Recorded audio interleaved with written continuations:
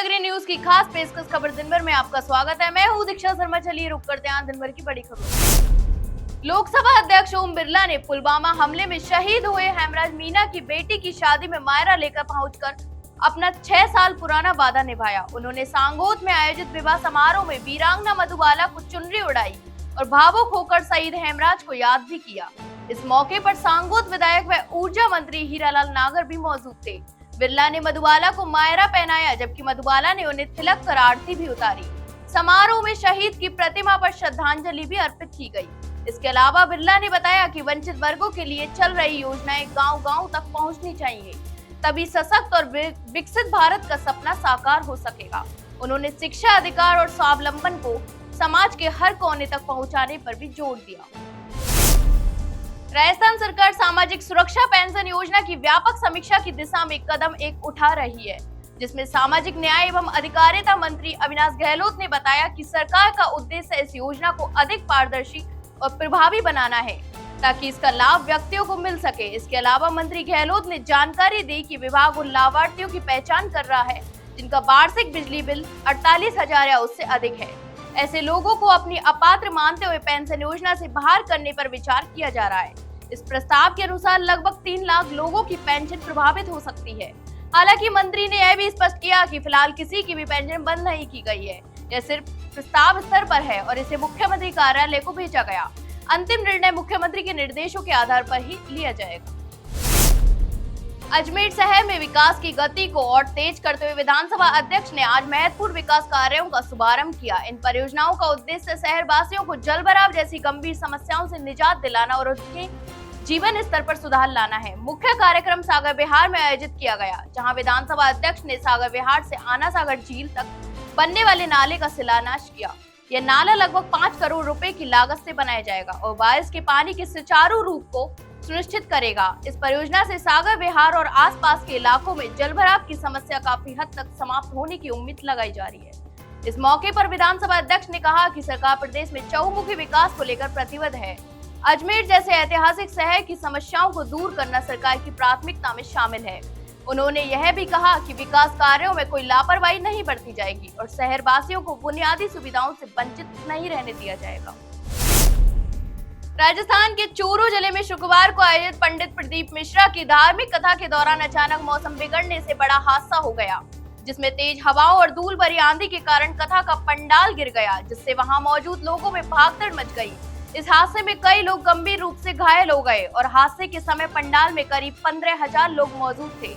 अचानक पंडाल गिरने से भगदड़ जैसी स्थिति बन गई। हालांकि प्रशासन की तत्परता से सभी लोगों को सुरक्षित बाहर निकाला गया और एक बड़ा हादसा टल गया। पुलिस अधिकारियों ने बताया कि यह कार्यक्रम जिला प्रशासन को अनुमति के बिना ही आयोजित किया गया था।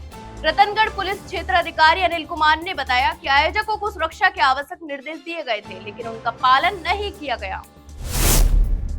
जयपुर शहर के लालकोठी इलाके में स्थित शिव मंदिर में तोड़फोड़ का गंभीर मामला सामने आया है। जी हां, मंदिर की मूर्तियों को भी खंडित कर दिया गया, जिससे स्थानीय लोगों में आक्रोश फैल गया। बता दें कि यह मंदिर लालकोठी सब्जी मंडी के पास स्थित है, जिसमें इस घटना की जानकारी मिलते ही आसपास के लोग बड़ी संख्या में मौके पर इकट्ठे हो गए। घटना की सूचना मंदिर संरक्षक गोपाल सैनी के द्वारा पुलिस को दी गई। उन्होंने बताया कि रात के समय किसी अज्ञात व्यक्ति ने मंदिर में घुसकर तोड़फोड़ की और मूर्तियों को नुकसान पहुंचाया। घटना के बाद बाजार नगर थाने में गोकुल सैनी के द्वारा शिकायत दर्ज करवाई गई। पुलिस ने तत्परता दिखाते हुए तुरंत मौके पर पहुंचकर स्थिति का जायजा भी लिया। फिलहाल इस मामले की जांच जारी है। जल्द ही इस मामले में ठोस कार्रवाई भी की जाएगी। राजस्थान में पिछले 3 दिनों से सक्रिय पश्चिमी विक्षोभ के चलते प्रदेश भर में मौसम ठंडा और सुहावना बना हुआ है। इस बदलाव से गर्मी से राहत मिली है। वहीं कई जिलों में तेज आंधी, बारिश और ओलावृष्टि भी देखने को मिली। मौसम विभाग के अनुसार पश्चिमी विक्षोभ का सबसे अधिक प्रभाव 11 अप्रैल को देखने को मिला, जब अलवर, सीकर और डीडवाना में आंधी के साथ बारिश दर्ज की गई। वहीं जोधपुर और उसके आसपास के ग्रामीण क्षेत्रों में देर रात ओले गिरने से मौसम ठंडा हो गया। इस प्रभाव से प्रदेश के कई जिलों में अधिकतम तापमान में 1 से 3 डिग्री सेल्सियस तक की गिरावट दर्ज की गई। इससे तापमान 40 डिग्री सेल्सियस से नीचे आ गया। हालांकि मौसम विभाग का कहना है कि यह राहत अधिक दिन तक नहीं टिकेगी। 14 अप्रैल से प्रदेश में फिर से गर्मी तेज होगी और लू का सिलसिला शुरू हो जाएगा। जयपुर के मालवीय नगर थाना पुलिस ने 17 साल से फरार चल रहे एक सातिर नकबजन को गिरफ्तार कर बड़ी सफलता हासिल की है। इसमें चौंकाने वाली बात यह है कि आरोपी चेतन पुलिस से बचने के लिए न केवल अपना नाम बदलकर चेतना रख चुका था, बल्कि लिंग परिवर्तन कर किन्नर बनने की प्रक्रिया में भी शामिल हो गया था। उसने किन्नर समाज में शामिल होने के लिए सभी आवश्यक कागजी कार्रवाई भी पूरी कर ली थी। आरोपी चेतन एक पुराने नकबजनी के मामले में कोर्ट से जमानत पर रिहा हुआ था, लेकिन जमानत मिलने के बाद वह फरार हो गया और लगातार पुलिस को चकमा देता रहा। पुलिस उसकी लंबे समय से तलाश कर रही थी, लेकिन चेतन ने अपनी पहचान छिपाने के लिए बार बार अपना ठिकाना बदला और एक अलग ही पहचान समाज में रहने लगा।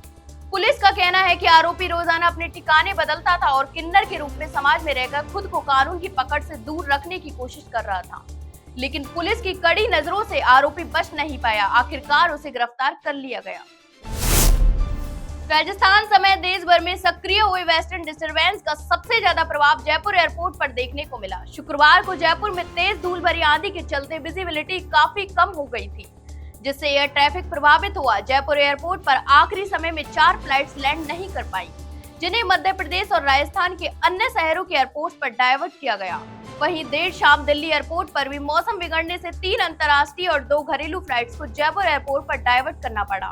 इससे बड़ी संख्या में यात्रियों को अपनी मंजिल पर पहुंचने में कठिनाइयों का सामना करना पड़ा।